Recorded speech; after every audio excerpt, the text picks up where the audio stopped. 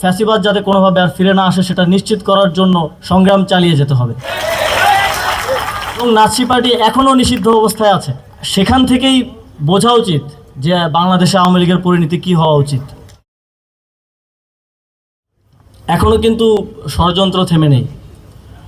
এখনও বিভিন্ন জাতীয় আন্তর্জাতিক পরিসরে পর্যন্ত আওয়ামী লীগের রাজনৈতিক পুনর্বাসনের জন্য ষড়যন্ত্র করা হচ্ছে। গণতন্ত্রের কথা বলে, গণতন্ত্রে অংশগ্রহণের কথা বলে আওয়ামী লীগকে আবার নির্বাচনে অংশগ্রহণ করানোর সুযোগ দেওয়ার মাধ্যমে ফিরে আনার নানা ধরনের চক্রান্ত চলছে।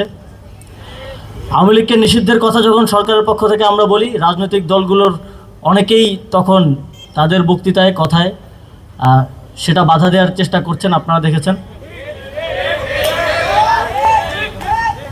আমরা ডেমোক্রেসির কথা বলে পৃথিবীর বিভিন্ন দেশের দূতাবাসগুলো চাপ দেওয়ার চেষ্টা করছে যে আওয়ামী লীগকে নিষিদ্ধ করা যাবে না বা কিংবা নির্বাচন থেকে তাদেরকে দূরে রাখা যাবে না। অথচ আমাকে জার্মান একজন সাংবাদিক একটা ইন্টারভিউ দেওয়ার সময় বলছিলেন যে আপনারা কি আপনাদের থেকে আমরা বিভিন্নভাবে শুনতে পাচ্ছি যে আওয়ামী লীগকে নিষিদ্ধ করা হবে কিংবা এ ধরনের কোনো উদ্যোগ নেওয়া হবে, সেটা কি গণতন্ত্রের জন্য হুমকি কিনা। তো আমি তাকে বলেছিলাম যে আপনারা নিজেরাই 1945 সালে ফ্যাসিস্ট নাৎসি পার্টিকে নিষিদ্ধ ঘোষণা করেছিলেন এবং নাৎসি পার্টি এখনও নিষিদ্ধ অবস্থায় আছে।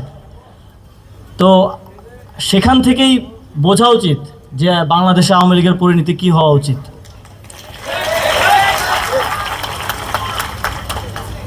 তবে বন্ধুগণ, যে স্টাবলিশমেন্ট গত 53 বছরে এদেশে ফ্যাসিবাদী আওয়ামী শক্তি গড়ে তুলেছে, সেটা শুধু রাজনৈতিক না, সেটা একই সাথে সামাজিক এবং সাংস্কৃতিক। সুতরাং প্রতিটা ক্ষেত্রে এই ফ্যাসিবাদীদেরকে আমাদেরকে রুখে দাঁড়াতে হবে। প্রতিটা ক্ষেত্রে তাদের কাউন্টার ন্যারেটিভ, কাউন্টার বয়ান নির্মাণের মাধ্যমে সমাজে তার পক্ষে সচেতনতা বৃদ্ধির মাধ্যমে আমাদেরকে ফ্যাসিবাদ যাতে কোনোভাবে আর ফিরে না আসে সেটা নিশ্চিত করার জন্য সংগ্রাম চালিয়ে যেতে হবে।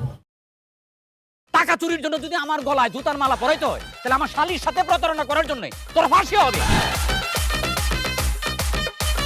দুলা ভাই, আপনার তো ঘর জামাই বইলা একটা পরিচয় আছে, আমার তো তাও নাই।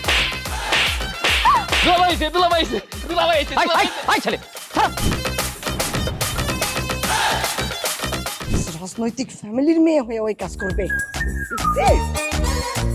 যারে পাবো আরে পিটাবো, রক্তের নেশায় ধরছে, রক্তের নেশায়, কাঁচা রক্তের নেশায় ধরছে।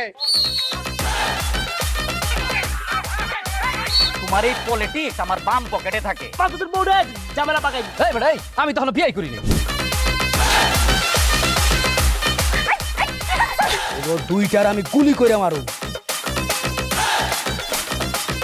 মাসুদরা কোনোদিন ভালো হয় না। আপনার পোশাক আশাক দেখে কিন্তু আপনার তালুকদার বংশের লোক মনে হয় না আব্বা, আপনার মনে হয় যে আপনি ফকির বংশের লোক।